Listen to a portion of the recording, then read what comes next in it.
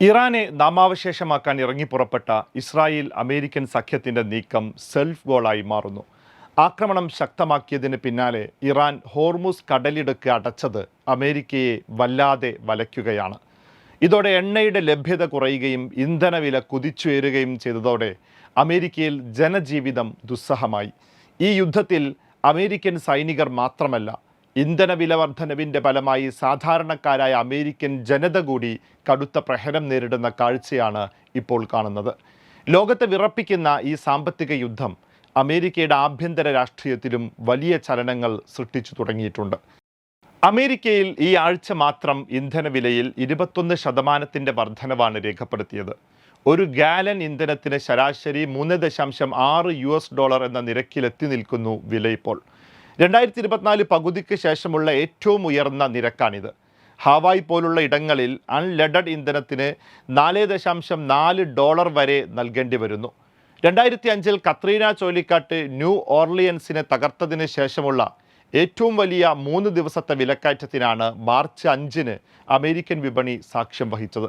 2025 ഡിസംബറിൽ ഒരു ഗാലന് $2.89, അതായത് ലിറ്ററിന് ഏകദേശം $70.54 ഇന്ത്യൻ രൂപ എന്ന നിലയിൽ ആശ്വാസകരമായിരുന്ന വിലയാണ് ഹോർമുസ് ഉപരോധമെന്ന പൂഴിക്കടകൻ ഇറാൻ പുറത്തെടുത്തതോടെ കുതിച്ചുയർന്നത്. ആഗോള ഊർജ്ജ വിപണിയുടെ 1/5 കടന്നുപോകുന്ന ഹോർമുസ് കടലിടുക്കിലെ ഇറാൻ്റെ നിയന്ത്രണമാണ് അമേരിക്കയടക്കം ലോകരാഷ്ട്രങ്ങൾക്ക് തിരിച്ചടിയായത്.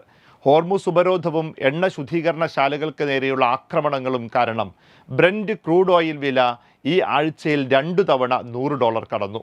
വില $120 വരെ എത്തിയ സാഹചര്യവുമുണ്ടായി. ലോകത്തെ പ്രധാന ഇന്ധന വിതരണത്തെ ഒരു ആയുധമാക്കി അമേരിക്കൻ ഇസ്രായേൽ സൈന്യത്തെ പിന്തിരിപ്പിക്കാനാണ് ഇറാൻ ശ്രമിക്കുന്നത്. ഇങ്ങനെ പോയാൽ എണ്ണവില ബാരലിന് $200 കടക്കുമെന്ന കടുത്ത മുന്നറിയിപ്പും ഇസ്ലാമിക് റവല്യൂഷൻസ് ഗാർഡ് കോർപ്സ് നൽകിയിട്ടുണ്ട്. അതിനിടെ എണ്ണവില വർധനവിനെക്കുറിച്ച് പ്രസിഡന്റ് ഡൊണാൾഡ് ട്രംപ് നടത്തിയ പരാമർശങ്ങൾ അമേരിക്കയിൽ വലിയ വിവാദങ്ങൾക്കും വഴിതെളിച്ചു. എണ്ണവില കൂടുമ്പോൾ രാജ്യം വലിയ ലാഭമുണ്ടാക്കുമെന്നും അതിനാൽ ആശങ്കപ്പെടാനില്ലെന്നുമാണ് ട്രംപ് വീമ്പ് പറഞ്ഞത്. എന്നാൽ ഈ പ്രസ്താവന സ്വന്തം ലാഭത്തിനും സമ്പന്നരായ സുഹൃത്തുക്കളുടെ താൽപ്പര്യത്തിനുമാണ് അദ്ദേഹം ശ്രദ്ധ കേന്ദ്രീകരിക്കുന്നതെന്ന വിമർശനത്തിനിടയാക്കി. ഇറാൻ്റെ ആണവായുധ മോഹങ്ങളെ തടയുന്നതിനാണ് താൻ മുൻഗണന നൽകുന്നതെന്നും താൽക്കാലിക തടസ്സങ്ങൾ നീങ്ങിയാൽ വില കുറയുമെന്നുമാണ് ട്രംപ് ഇപ്പോൾ വിശദീകരിക്കുന്നത്. ഇന്ധന വില വർധനവിന് ഉത്തരവാദി ട്രംപാണെന്ന് സർവേകൾ പോലും സൂചിപ്പിക്കുന്നു. ഇത് ട്രംപ് വിരുദ്ധ വികാരം അമേരിക്കയിൽ പടരുന്നതിൻ്റെ വ്യക്തമായ സൂചന കൂടിയാണ്. ഇറാൻ്റെ ഈ നീക്കങ്ങൾ അമേരിക്കയെ മാത്രമല്ല, ലോകരാജ്യങ്ങൾ ഒന്നടങ്കം ബാധിച്ചിട്ടുണ്ട്. ബംഗ്ലാദേശ് സർക്കാർ ഇതിനോടകം ഇന്ധനത്തിന് റേഷനിങ് ഏർപ്പെടുത്തി കഴിഞ്ഞു. സമാനമായ നീക്കത്തിലേക്ക് പോവുകയാണ് നേപ്പാളും.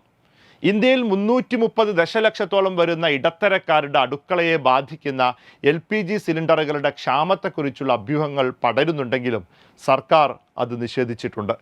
കുറഞ്ഞ ചെലവിൽ നിർമ്മിക്കുന്ന ഷാഹദ് ഡ്രോണുകൾ ഉപയോഗിച്ചുള്ള ഇറാൻ്റെ ആക്രമണ രീതികൾ ഷിപ്പിംഗ് ഇൻഷുറൻസ് തുക വർദ്ധിപ്പിക്കാനും വിതരണ ശൃംഖലയെ ബാധിക്കാനും ഇടയാക്കുന്നു. പ്രതിസന്ധി പരിഹരിക്കാൻ 400 ദശലക്ഷം ബാരൽ എണ്ണ കരുതൽ ശേഖരത്തിൽ നിന്ന് വിട്ടുകൊടുക്കാൻ ഇൻ്റർനാഷണൽ എനർജി ഏജൻസി തീരുമാനിച്ചിട്ടുണ്ട്. എങ്കിലും യുദ്ധം നീണ്ടുപോയാൽ ലോകം വലിയൊരു സാമ്പത്തിക തകർച്ചയിലേക്ക് നീങ്ങുമെന്ന ആശങ്ക ശക്തമാണ്. Waytonikah.com, the exclusive Muslim matrimonial site.